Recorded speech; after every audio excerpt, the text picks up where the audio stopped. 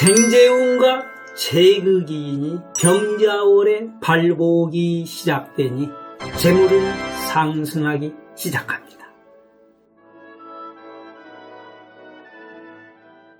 여러분들 안녕하세요. 성남 보은 철학원장 역설가 보은입니다. 오늘은 여러분들과 함께 12월 토끼띠 운세를 나이별로 준비해 보았습니다. 양력 12월의 토끼띠의 재물은 직업운, 사업운, 애정운, 건강운 등이 잘 풀리고 싶으시다면 좋아요 한 번씩 미리 눌러주시고 복 많이 챙겨 가시길 바랍니다. 제일 먼저 1999년 김효생 토끼띠는 조금 숨이 막히고 있습니다. 12월에는 가까운 사람을 조심하셔야 합니다. 믿었던 동료나 상사와의 미묘한 갈등이 생길 수 있기 때문인데요. 운세를 보면 강도를 만나거나 도둑질을 당할 수 있다고 이렇게 풀이가 됩니다. 경쟁자가 나의 아이디어나 성과를 가로챌 수 있다는 것이지요. 나의 것을 잘 지켜내되 주변을 너무 경계하면 분위기가 어색해질 수 있으니 적당히 눈치 있게 대응하는 것이 중요합니다. 애정운에서는 약간의 혼란이 예상이 됩니다. 가까운 연인이나 썸 타는 상대와의 관계에서 오해가 생길 수 있는 시기입니다. 말 한마디 잘못해서 상대방이 크게 상처를 받을 수 있으니 말투와 행동을 조심하시고요. 싱글이라면 새로운 인연을 만날 가능성이 있지만 이 역시 처음에는 쉽게 풀리지 않을 수 있습니다. 너무 급하게 다가가지 마십시오. 천천히 가까워지는 것이 관건입니다. 이어서 1987년 정묘생 토끼띠는 투자운이 기차게 들어왔습니다. 우선 12월에는 오래된 업무를 마무리하거나 새로운 프로젝트를 기획할 수 있습니다. 종지부를 찍거나 새로운 출발을 하게 될 수 있는 것이지요. 중요한 건 속도보다는 타이밍이라는 것. 너무 빨리 결과를 내려고 하지 말고 천천히 때를 기다리면서 준비하는 게 12월의 핵심입니다. 재물운은 상승세이네요. 투자운이 들어와 있는데요. 그 중에서 특히 부동산운이 좋습니다. 사주를 보러 오신 분들 중에는 부동산 운세를 궁금해 하시는 분들이 많습니다. 건물이 팔릴까요? 땅값이 오를까요? 세입자가 들어올까요? 이런 것들을 물어보는데요. 간단히 말씀드리면 부동산이 팔리려면 쟁제운이 필요하고 또 부동산을 살려면 재극인이 있어야 좋습니다. 만약 둘 다 있으면 땅을 팔아서 집을 사거나 혹은 주식을 팔아서 집을 사기도 합니다. 사자마자 팔고 팔자마자 사는 것이지요. 또 사주가 인성, 비겁, 쟁제하면 부동산 값이 뛸 수 있다고 보는데요. 쉽게 말해서 정묘생은 12월에 기본적으로 부동산이 그러한 기운이 들어와 있다 이 말입니다. 정확한 것은 사주를 봐야 알 수 있지만 매매를 하시든 매입을 하시든 관심을 가져보는 것이 좋겠습니다. 이어서 1975년 을묘생 토끼띠는 교양을 쌓아야 돈이 들어오겠습니다. 혹시 여러분들은 한 달에 책을 몇 권이나 읽으시나요? 12월부터는 책을 읽으셔야만 합니다. 교양과 금전이 이어져 있기 때문인데요. 교양 서적 중에서 경제 관련 서적을 읽으시면 큰 도움이 될 것입니다. 책 한 권을 계기로 목돈을 마련할 수 있는 운세입니다. 한마디로 지금 돈 공부를 해두시면 훗날 큰 미천이 된다는 뜻이지요. 가정에서는 약간의 긴장감이 감돌 수 있습니다.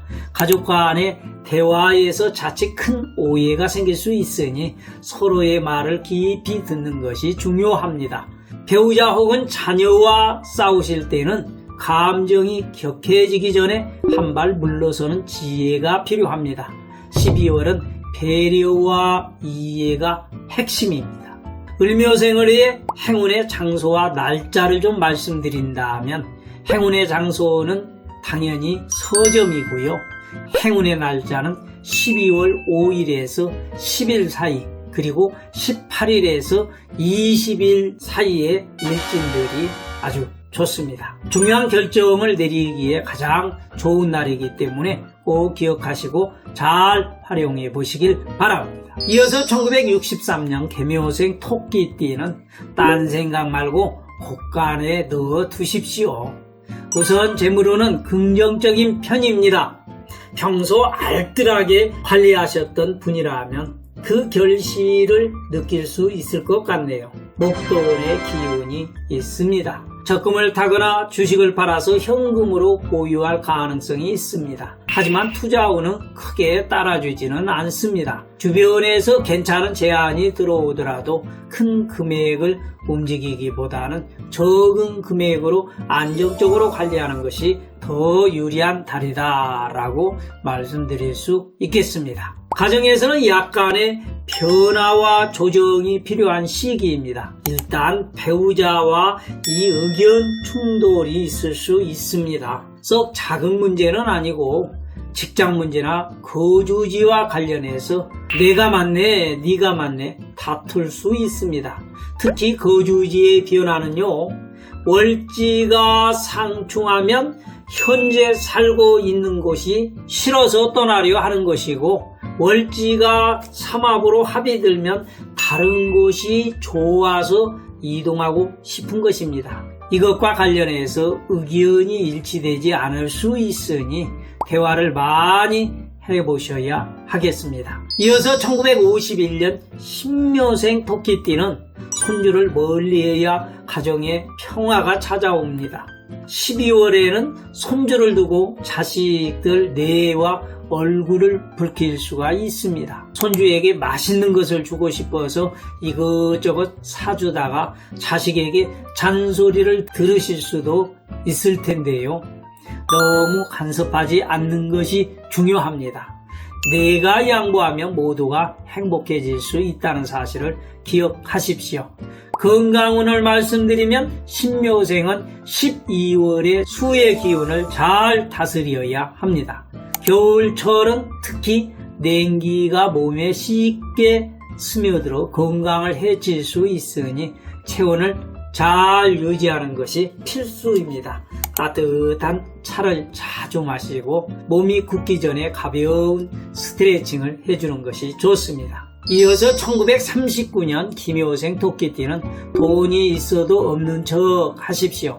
돈을 빌려달라거나 뇌물을 달라는 압박을 받을 수도 있습니다. 가까운 사람일 가능성이 크기 때문에 친척이 아닐까 싶습니다. 필요 이상으로 지출을 하지 않도록 주의하시고요. 이 건강한 면역력을 기르는 것이 최우선입니다. 특히 염려되는 점을 꼽자면 갑작스러운 혈압 변화나 심혈관 계통에 문제가 생길 수 있으니 스트레스 관리나 규칙적인 생활이 중요합니다. 오늘 영상은 여기까지입니다. 도움이 되신 분들은 좋아요 눌러주시는 것 잊지 마시고요. 오늘 처음 오신 분 계시나요? 또 아직 구독 안 하신 분들 계시나요?